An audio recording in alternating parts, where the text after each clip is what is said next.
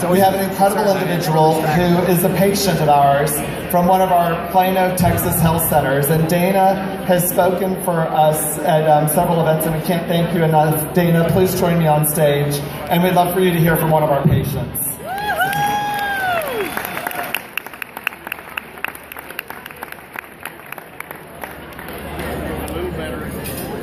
Hi there. My name is Dana Farris-Fisher, and I am living proof that Planned Parenthood saves lives. I'm here to share my story with you because sometimes it's easy to forget that what you're doing here actually affects real people. And I happen to be one of those people. And with all of the vitriol and the negative media coverage, I'm hoping that by sharing my story, it's a reminder of the life-saving work that Planned Parenthood does. As I said, my name is Dana. I'm a breast cancer survivor, and this is my story. Woo!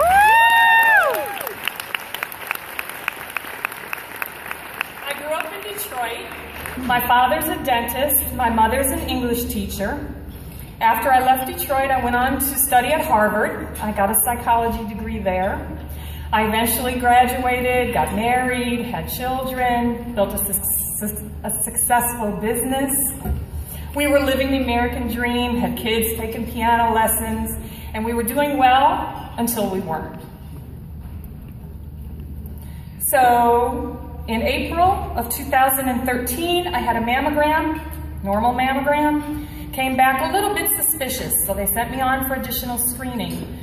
The screening was done by a radiologist who said, nah, no worries, it's nothing, come back in a year for your regular mammogram. Okay, on my way I went. Shortly thereafter, our family lost our health care coverage.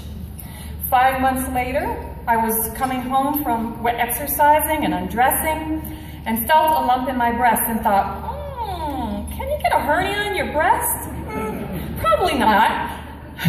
So I knew it was something that I needed to have looked at right away. And when you don't have health insurance, you have to decide between rent and paying for expensive testing. That's not a good place to be. So I called around, and luckily because of my background, I was able to conduct an exhaustive search. Unfortunately, there aren't a lot of places that offer testing for women like me. So I found a few places in the Dallas area that would see a woman without health insurance. Most of them I didn't qualify for, either because of where I lived or I just didn't meet some other criteria. Of the two that could see me, one was out of funding and hoping that by the following year they would have more funding. The other one had a minimum 8-week wait. So of course I'm hysterical, I'm crying, I'm begging, what do I do now? Luckily one of them suggested Planned Parenthood. I didn't even know Planned Parenthood offered such services. I thought it just did birth control. I did not know that it did all of this life-saving work. I contacted Planned Parenthood, they got me in right away. And I cannot tell you what a difference that nurse, Vivian, made for me. She was relentless. She was my guardian angel. Because you don't know what you don't know. And if you've never been down this path, you don't know where to go, you don't know what questions to ask. She called me every other day. She found a way to pay for my testing that my family couldn't afford. That same funding is what Texas defunded Planned Parenthood from receiving. So the sheroes who are coming after me are not going to be as lucky, because between the time Planned Parenthood saw me and 6 weeks later, when I started my treatment, my tumor had doubled in size in only 6 weeks. And I'm here to tell you, when you're fighting cancer, time means everything. If you let the tumor amass an army and let it spread all over the place, you will lose. If I had to wait for one of those other clinics to become available, I would be dead. I would. I would be dead without Planned Parenthood and without that ability to get me in and get me the care that I needed. It's life-saving stuff. It's just what you're doing here is supporting women like me and the people who are going to come behind me. And if you think it can't happen to you, let me tell you, you don't really know what God has planned for you. Anybody you know could be me, no matter what their station in life is at the moment.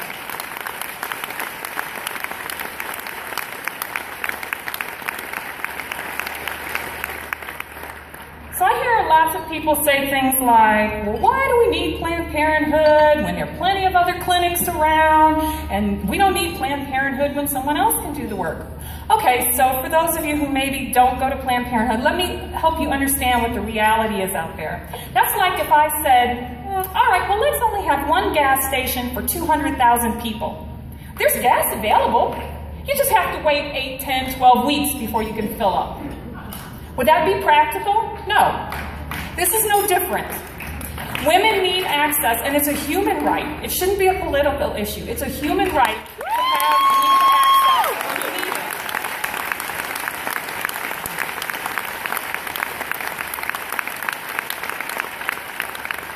So people thank me for sharing my story, and people thank me for coming here, and some people think I'm brave for doing it. I'm here to celebrate birthdays with my kids. I'm here to send my daughter off to college. I hope to see my grandchildren one day, and I would not be able to do that without Planned Parenthood. And I don't know how to thank those of you in this room who support the important work that Planned Parenthood does. I can't share my story enough because there is not enough thank yous for giving me my life and for giving my kids their mother. I just can't.